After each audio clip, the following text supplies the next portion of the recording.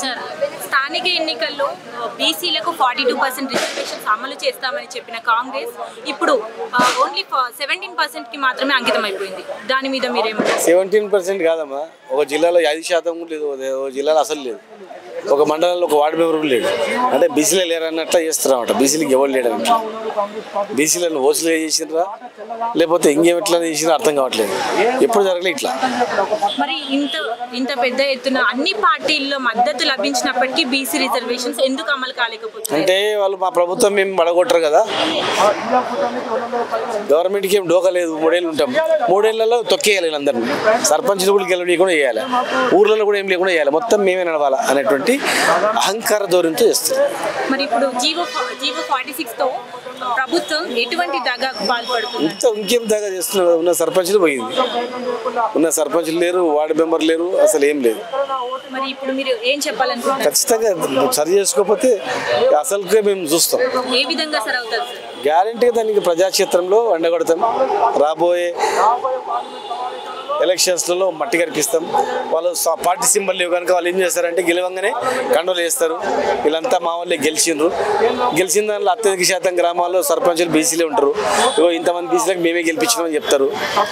మసి పోసి మాయనకాయ చేస్తారు, కానీ ఎవరు దాన్ని ఒప్పుకోరు. సార్ ఇప్పుడు పార్టీ సింబల్ లేని ఎన్నికల్లో రిజర్వేషన్ పార్టీ పరంగా కల్పిస్తానంటున్నారు. అది ఎవరికి అర్థం కాదు. మరి మీకన్నా అర్థమైందో, మరి ప్రజలకు ఎవరికి అర్థమవుతుంది? ఏ రకంగా కల్పిస్తారు ఇంతవరకు అర్థం కాలే. ఎవరికి మేధావులకు కూడా అర్థం కాలే. మరి నెక్స్ట్ మీ కార్యాచరణలు ఏంటండి? చేస్తాం, ప్రజల దగ్గరికి వెళ్తాం, కాంగ్రెస్ పార్టీ చేస్తాం, మోసాలన్నీ చేస్తాం. వాళ్ళ చేతిలో ఉన్నట్టు ఏది అమలు చేయకుండా ఇలా మోసం చేసి దాన్ని ఎండగడతాం. గ్యారంటీ వదిలిపెట్టాం, ఇచ్చేంత వరకు దాన్ని వెంటాడతాం. నా పేరు గడిల కుమార్ గౌడ్, రాష్ట్ర ఎంపీటీసీల సంఘం అధ్యక్షుడిని. మరి కాంగ్రెస్ ప్రభుత్వం అధికారంలోకి రాకముందు కామారెడ్డిలో పీసీసీ అధ్యక్షుల హోదాలో రేవంత్ రెడ్డి గారు ఇచ్చినటువంటి మాట, తెలంగాణ సమాజానికి బీసీ రిజర్వేషన్ అమలు చేశాకే ఎన్నికలకు వెళ్తామని కూడా ఆ రోజు చెప్పడం జరిగింది. తద్వారా మరి బీసీ ఎస్సీ మైనారిటీ తెలంగాణ సమాజం కూడా మరి రేవంత్ రెడ్డి గారు ఇచ్చిన మాటలు నమ్మి తెలంగాణ కాంగ్రెస్ పార్టీకి అధికారం ఇవ్వడం జరిగింది. మరి గడిచిన 23 నెలల్లో మనం కనుక గమనిస్తే మరి వారు ఈ రిజర్వేషన్ల పట్ల చేసినటువంటి ఏదైతే వ్యవహారాలు ఉన్నాయో అవి ఎక్కడ కూడా మనము అది సహించడానికి కూడా లేదు. ఎందుకంటే యావత్ భారతదేశంలో మనకు తెలుసు 9th షెడ్యూల్లో పెడితేనే ఇది రిజర్వేషన్ అమలైతే అని చెప్పి రాజ్యాంగ పరంగా సవరణ జరిగినప్పుడే అమలైతే అని కూడా తెలుసు. గతంలో కూడా మన బీహార్ కానీ, మహారాష్ట్ర కానీ, ఒరిస్సా కానీ, ఛత్తీస్గఢ్ ఇలాంటి రాష్ట్రాల్లో కూడా ఈ జీవోలను కొట్టేసి 50% మించకుండా ఉండాలని సుప్రీంకోర్టు చట్టాలు కూడా ఉన్నప్పటికీ మరి రేవంత్ రెడ్డి గారు కేవలం అధికారంలోకి రావడానికే తెలంగాణ బీసీ సమాజాన్ని మరొకసారి మోసం చేయడానికి ప్రయత్నం చేసినటువంటి విషయాన్ని ఇప్పుడు కూడా అర్థమవుతూ ఉంది. మరొక పక్క ఈరోజు స్థానిక సంస్థల ఎన్నికల్లో మరి పార్టీ పరంగానే రిజర్వేషన్ ఇస్తామని చెప్పినటువంటి వ్యక్తులు కనీసం 17% కూడా మించకుండా మరి రిజర్వేషన్లు ఇచ్చి ఒక్కొక్క జిల్లాలో కనీసం 90% ఉన్న బీసీలు, 95% ఉన్న బీసీలు, 80% ఉన్న బీసీల దగ్గర కూడా ఒక వార్డు మెంబర్ కూడా అవకాశం లేనటువంటి పరిస్థితుల్లో మరి ఎన్నికలు నిర్వహించి ఎన్నికల్లో సింబల్ లేనటువంటి ఎన్నిక సర్పంచ్ ఎన్నికలు అయిన తర్వాత మరి వారందరూ కూడా కండువలేసి ఎలాగో మెజారిటీగా బీసీ సర్పంచ్లే గెలుస్తారు. ఎందుకంటే గతంలో 52% బీసీ సర్పంచులు గెలిచినటువంటి సందర్భం ఉంది. మరో ఒక బూచిగా చూపిస్తూ కేంద్ర ప్రభుత్వంచే మనకు పంచాయతీ రాజ్ శాఖ 14th ఫైనాన్స్ 15th ఫైనాన్స్ 3,000 కోట్లు బకాయిలు రావాల్సి ఉన్నది. కాబట్టి గ్రామాల అభివృద్ధి కుంటుపడతా ఉందని చెప్పి ఎన్నికల కింద ఇవన్నీ కుంటు సాగులు చెప్తా ఉన్నారు. మరి గతంలో 2023లోనే మనకు కేంద్ర ప్రభుత్వం నుంచి 15th ఫైనాన్స్ కానీ 14th ఫైనాన్స్ కానీ 800 కోట్ల రూపాయలు బకాయిలు ఉన్నటువంటి విషయం మరి రేవంత్ రెడ్డి గారికి తెలియదా? అదేవిధంగా ఈరోజు మన రాష్ట్రంలో బడ్జెట్ విషయానికి వస్తే 3 లక్షల కోట్ల బడ్జెట్ కూడా మన రాష్ట్ర బడ్జెట్ ఉంది. అందులో ఈ 3,000 కోట్లు అనేది ఒక 1% మాత్రమే. కేవలం ఏదో బూచిగా చూపించే ఎన్నికలకు వెళ్ళే ప్రయత్నం చేస్తున్నారు. తెలంగాణ సమాజం గమనిస్తూ ఉంది. రేపు జరగబోయే ఎన్నికల్లో కూడా మరి ఓటు బ్యాంక్ ఉన్నటువంటి బీసీ ఎస్టీ మైనారిటీలు కూడా 90% ఉన్నటువంటి వ్యక్తులు ఖచ్చితంగా గుణపాఠం తెలుపుతారు. కాబట్టి వెంటనే 46 జీవోను విరమించుకొని ఈ స్థానిక సంస్థల ఎన్నికలను కూడా వాయిదా వేసి వెళ్ళాలని చెప్పి కూడా ఈ సందర్భంగా డిమాండ్ చేస్తున్నాం.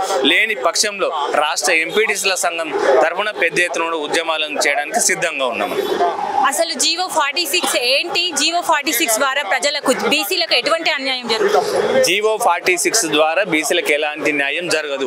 కేవలం కళ్ళబొల్లి మాటలు చెప్పి బీసీలను మభ్యపెట్టేదానికి మేము జీవో తీసినామన్నారు. అది అనుకుంటే మరి అసెంబ్లీలో మరి అమలు చేసినటువంటి జీవోలు ఈ చట్టాలు గవర్నర్ దగ్గర రాష్ట్రపతి దగ్గర ఆగిపోయిన విషయం మనకు తెలుసు.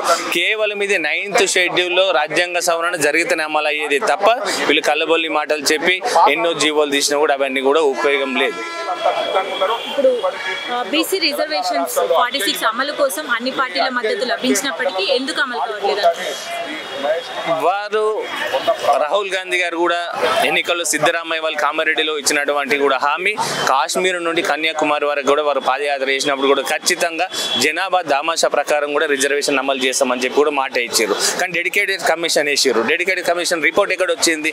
కులాల ప్రాతిపదికన జనాభా ప్రాతిపదికన రిజర్వేషన్ ఎక్కడైనా డెడికేటెడ్ కమిషన్ ఇచ్చిందా? మరి ఏ బేసిక్లో వీళ్ళు ఇలా రిజర్వేషన్లు మేము పార్టీ పరంగా ఇస్తామంటున్నారు? సరే 42% రిజర్వేషన్ రాజ్యాంగ పరంగా చట్టబద్ధత కల్పించలేదు, అది పొరపాటు చేసిర్రు.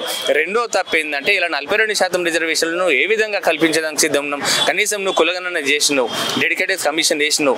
కమిషన్ ఏం రిపోర్ట్ ఇచ్చింది నీకు? కులాల వారీగా ప్రజలను జనాభా దామాషాలు నీ దగ్గర రిపోర్టే అసలు బయట పెట్టలేదు. నువ్వు ఏ విధంగా పార్టీ పరంగా కూడా ఇస్తావని చెప్పి కూడా అడుగుతాను. అందుకు నిదర్శనం ఇలా రాష్ట్రంలో ఒక జిల్లాలో కానీ మండలాల్లో కానీ కేవలం 90% ఉన్న బీసీ ప్రజల మధ్యన కూడా ఒక వార్డు మెంబర్ కూడా రిజర్వేషన్ రానటువంటిదే ఈ రోజు రుజువు అవుతుంది. నెక్స్ట్ మీ కార్యాచరణలు ఏంటి?